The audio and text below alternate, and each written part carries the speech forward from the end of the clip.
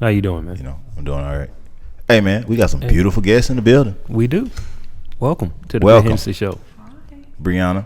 What's up? Erica.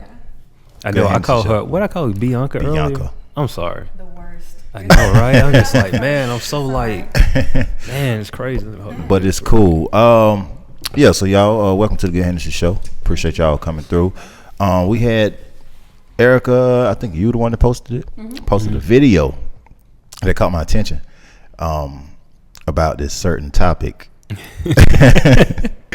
And I was reading the comments, and that's where I seen Briana, and her views are slightly different from Erica's. So I thought it would be a dope segment, you know, versus just, you know, the whole how we usually go about things. Just have some conversation. Yeah, I'm for it, man. I'm for it. So, Erica, I can't remember what you said, even though you just told me 2 minutes ago. If you can briefly explain this video, and then we'll get right into it. Okay. It was basically a female. And that mic. And she did about a 10-minute long video. And the video went into detail about why black women are single. And one of the main reasons is because black females do not know how to be submissive to their man. And they're always nagging or complaining. And this is why black men are running to white women. Because white women know how to be submissive. They know how to play the role to what black men want and need. And a lot of her points were valid. I agreed with her. Right. And based on the comments, it was mixed back and forth. But all they did was prove her point that that's what black women do. Yeah. Henderson, man, you don't got us into something, man. No, man.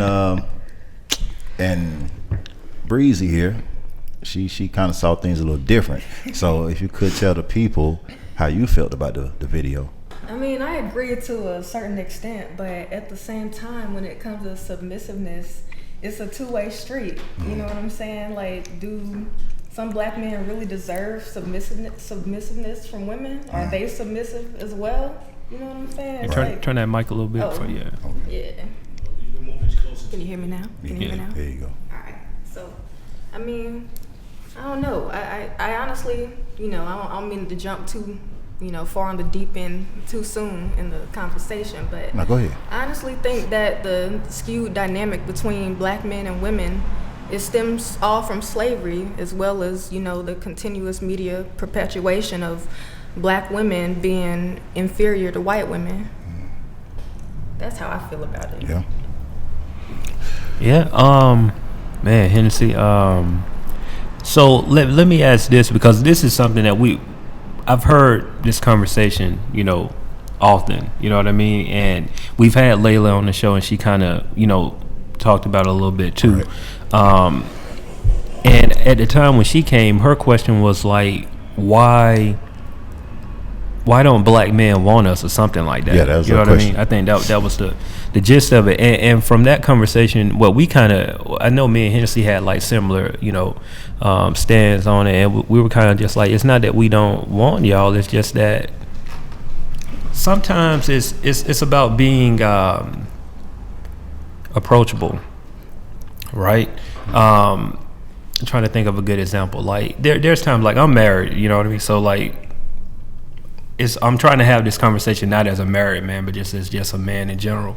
But like, there's times when like you may approach a black woman and she might automatically think that, oh, this dude wants something, as opposed to just saying like, I just want to have a conversation. Right. And on the other side of that, I can't necessarily say that it ain't every time that a black guy don't want something. You know what I mean? Like sometimes he do want something. You know what I mean? And then there's times when they're simply just like, hey man, we out here having a good time, let's just have a conversation. You know what I mean? And so it's all about like, how do you decipher that? You know what I mean? Like, how do you know when a guy is approaching you just to have a conversation, or is this guy approaching me trying to get something? Then we can always go deeper than that, like, well, why do you feel like this? You know what I'm saying? Or why did the guy feel like I gotta come a certain way at you, you know? So my thing about it is this, and Erica, I'd love to hear your take on it, but if a guy approaches you And we also have, like, we can really get deep into it and go as far as, like, some women don't like certain guys to approach them. They consider squares, or like, I don't want to talk to that dude. But the dude who ain't gonna do nothing for you, you know what I'm saying? Like, they get all the conversation all day long, you know. So like, why is that? You know what I mean? So, you know, let's just talk about. I guess we could start there. At that point, it's like, what for you, Erica? What's your determining factor of a guy approaching you, and like, what determines whether or not you're gonna say, let this conversation keep going, or, all right, dude, find somebody else to talk to?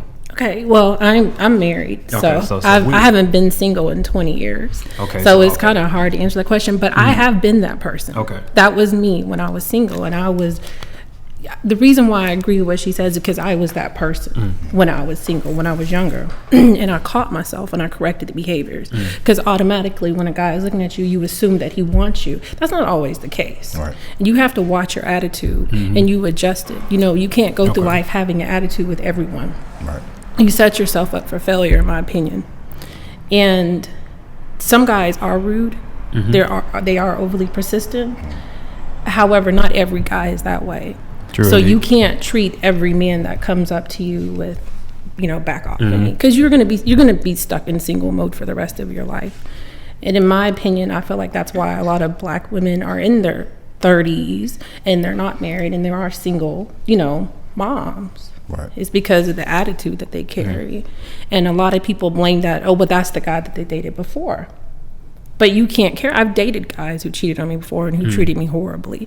But when I moved into the next relationship, I left that relationship behind, because you're not going to control what's going to be with my future. Yeah. Oh man. And so if you continue to carry that, then you're going to constantly be in that state of mind.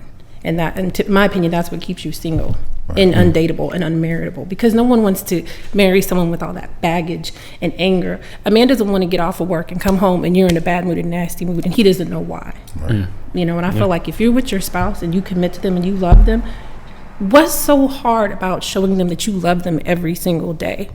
What's so hard about those things? You know, you can take the time and fix them a night's meal. You could take how is your day? You know, how is your day going? How are you? Are you okay?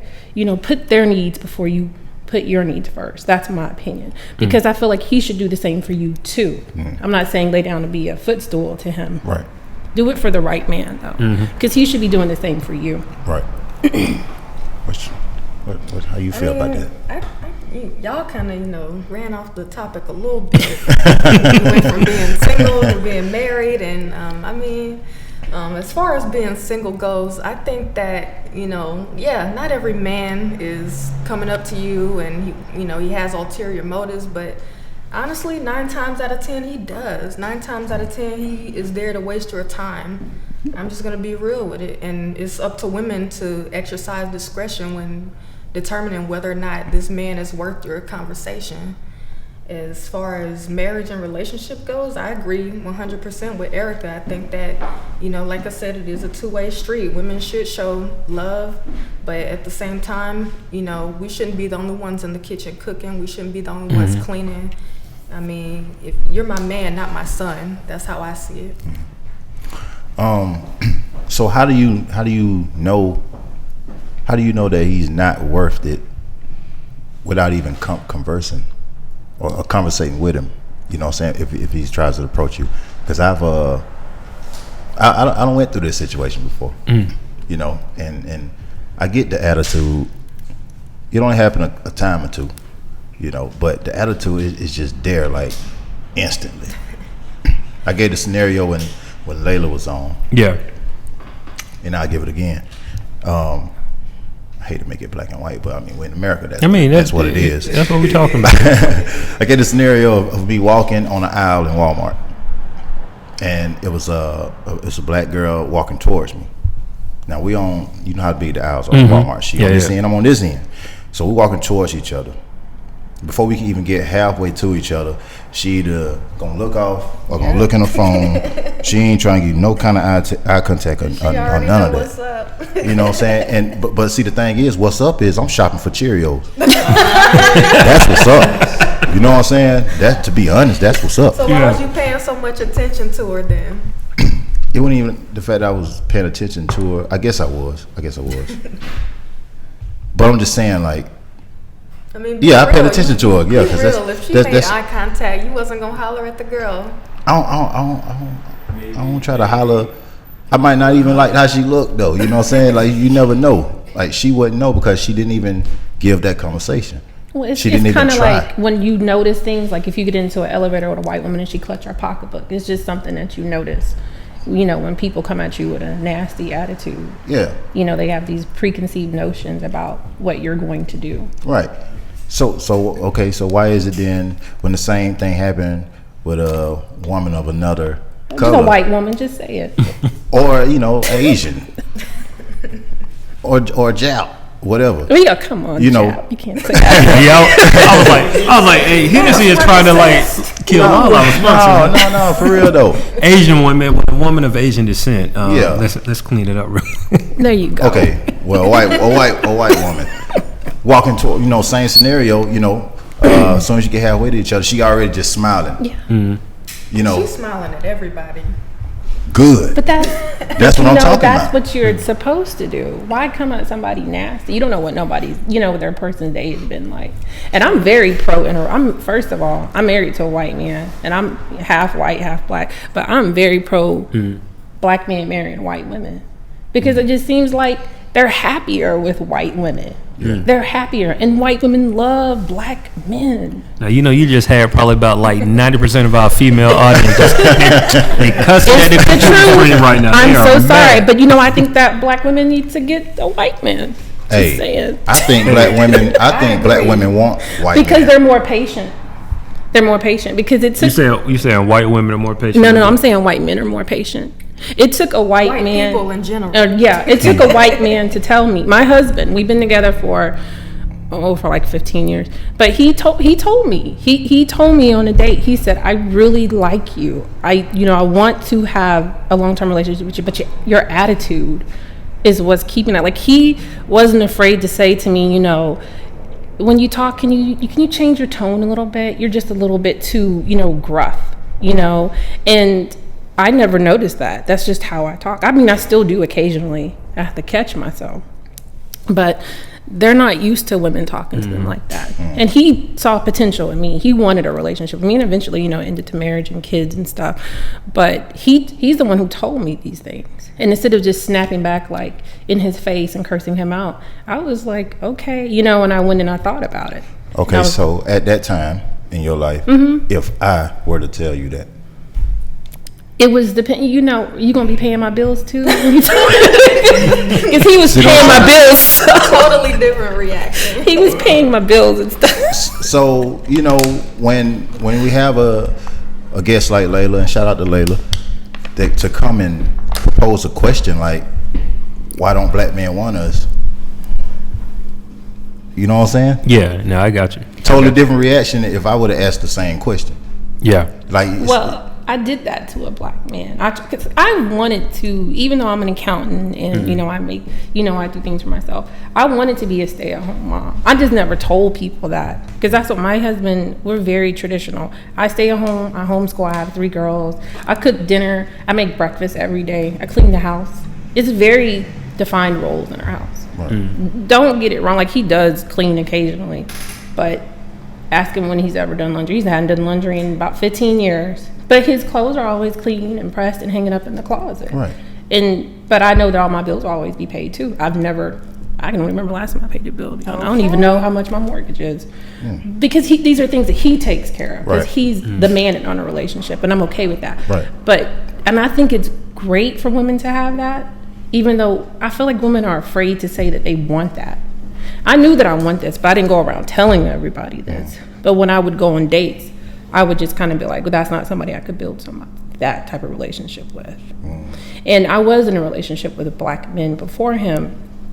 And I'm going to tell you this. I don't like talking about this, but there was this guy. He was a black guy. We're still friends to this day. He's probably listening. He knows who he is. I loved him. I had a deep love for him. And I just knew he was very successful. I knew he was going to be very successful. And he is. He's done very well for himself. And you know what he said to me? This is when I dumped him.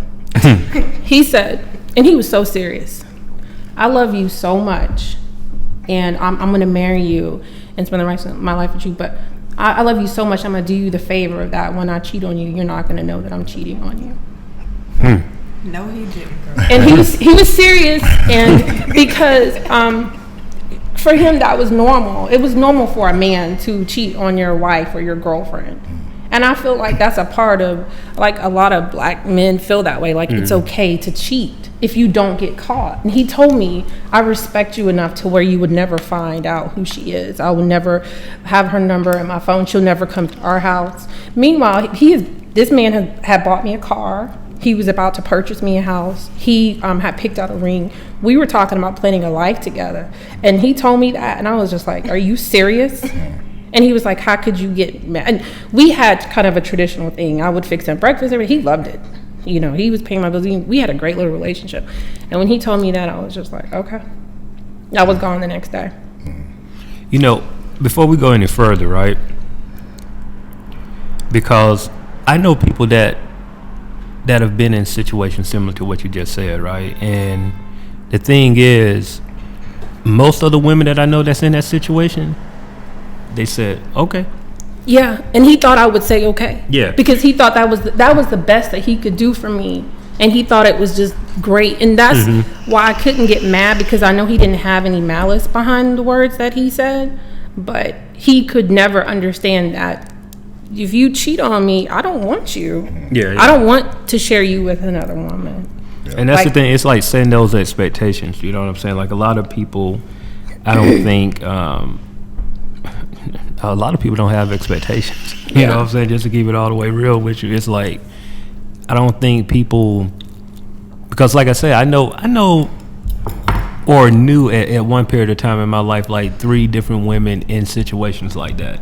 And they were literally like, I mean, what you want me to do? He was being honest with me. I was like, yeah. But I said, with that being said, don't get upset when it happened.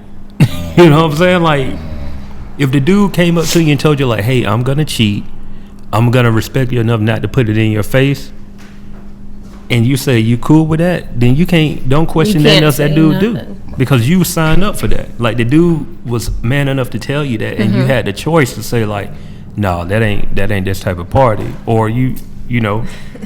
But I don't understand, like, when you get that type of information and you don't go the other way, you stay there and you expect for him to change when he told you, like, this is what I'm going to do. You know what I mean? So a man is not going to change for you. That's women think that you could change a man. You cannot change a man. No.